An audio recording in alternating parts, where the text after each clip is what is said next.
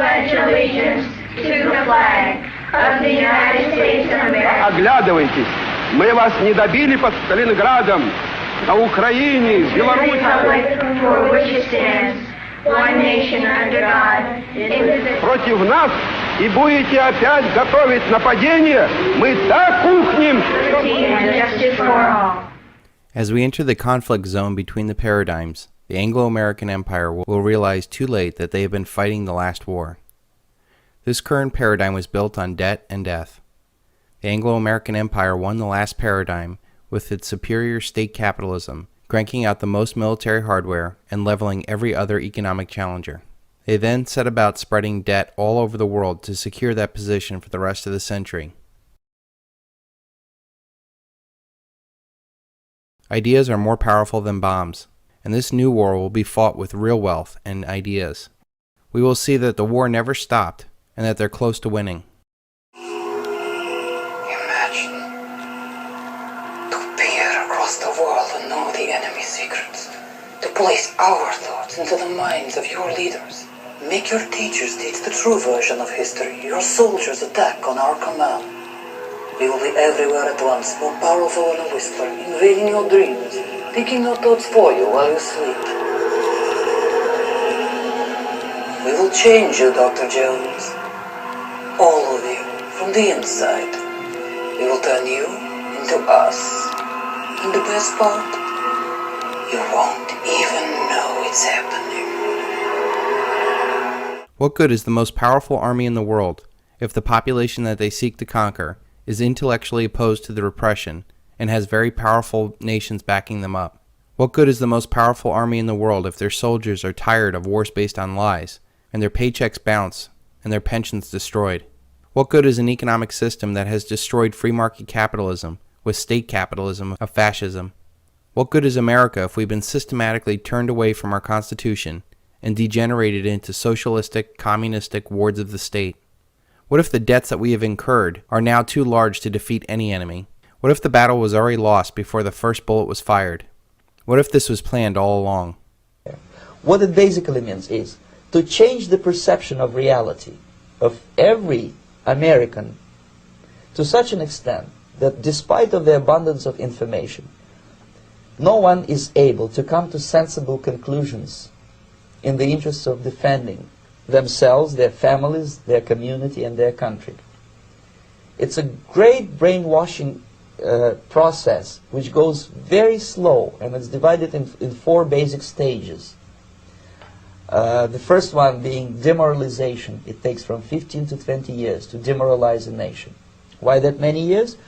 Because this is the minimum number of years which requires to educate one generation of students in the country of your enemy, exposed to the ideology of the enemy. In other words, Marxism-Leninism ideology is being pumped into the soft heads of at least 3 generations of American students without being challenged or counterbalanced by the basic values of Americanism, American patriot.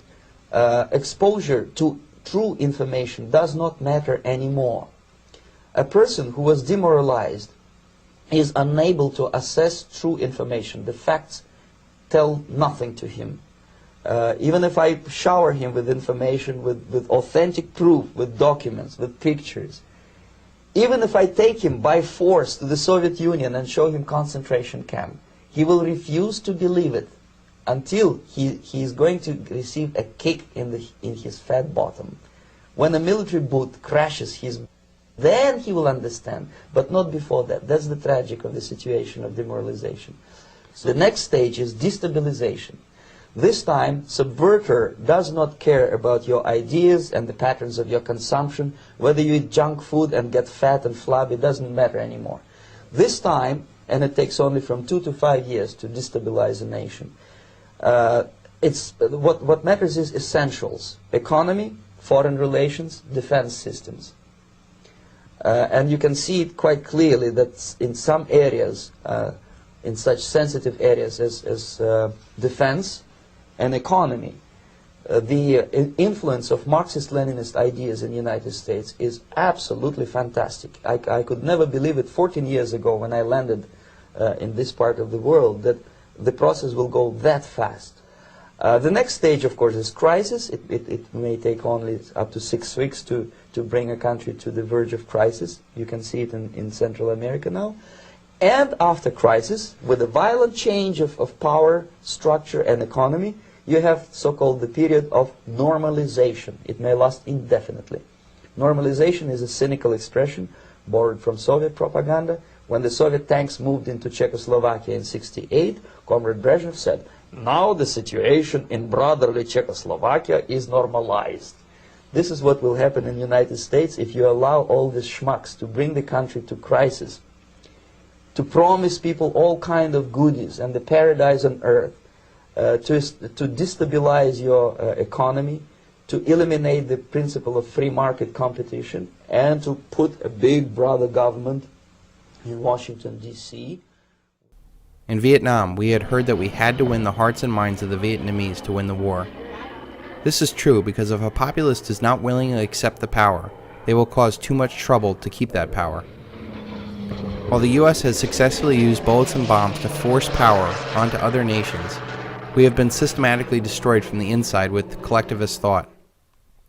So much so that our power elite have become full-fledged fascists, and the millions of those that depend on the state are full-fledged socialists.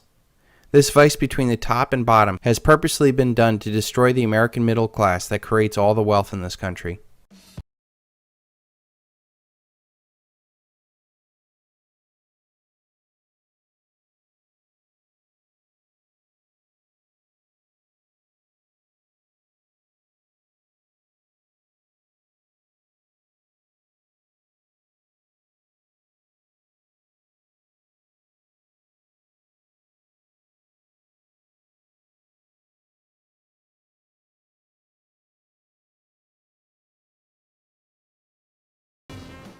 With the Anglo-American Empire intellectually, economically, politically in shambles, the anti-hegemon simply has to follow the very successful model of empire that the West has used for centuries.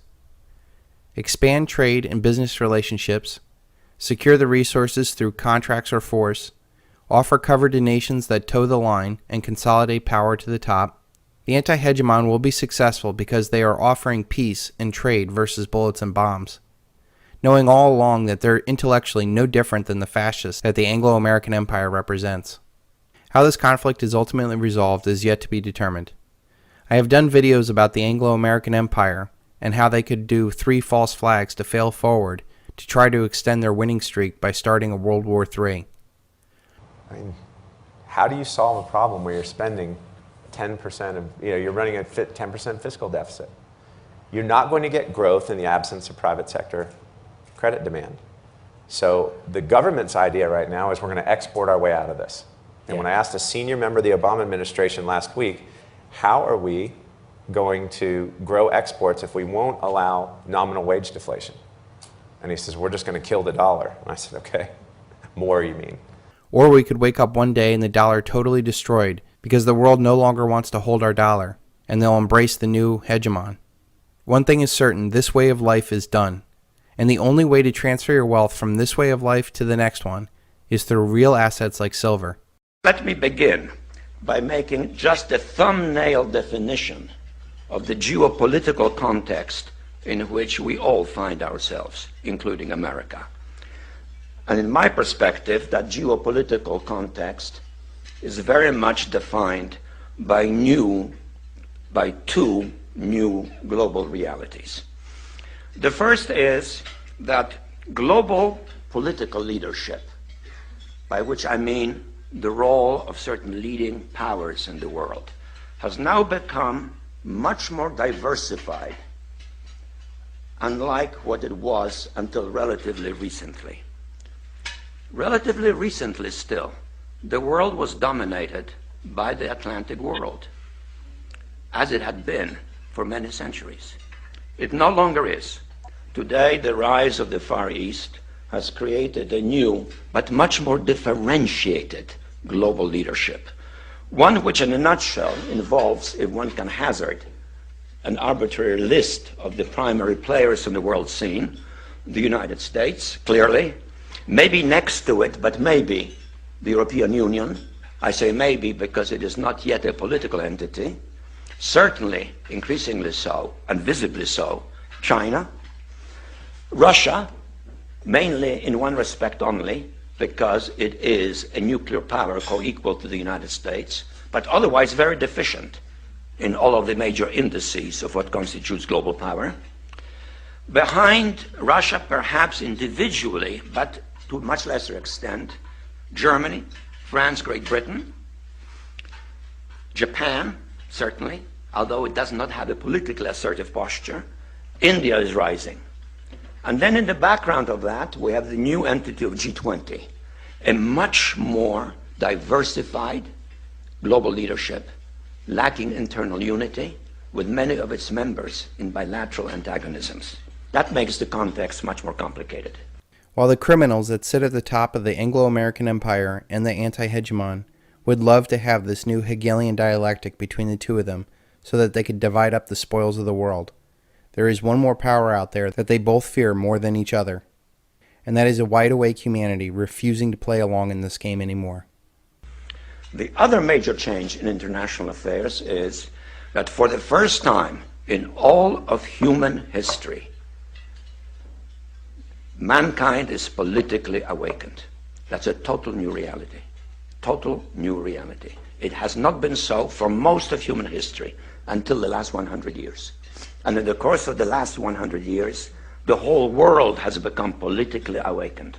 And no matter where you go, politics is a matter of social engagement, and most people know what is generally going on in the world, and are consciously aware of global iniquities, inequalities, lack of respect, exploitation. Mankind is now politically awakened and stirring. The combination of the two, a diversified global leadership, politically awakened masses, makes a much more difficult context for any major power, including currently the leading world power, the United States. That for the first time in human history, for the first time in all of human history, almost all of mankind is politically awake. And these new and old major powers face still yet another novel reality, in some respects unprecedented. And it is that while the lethality of their power is greater than ever, their capacity to impose control over the politically awakened masses of the world is at a historical low. I once put it rather pungently, and I was flattered that the British Foreign Secretary repeated this, as follows. Namely, in earlier times, it was easier to control 1 million people, literally.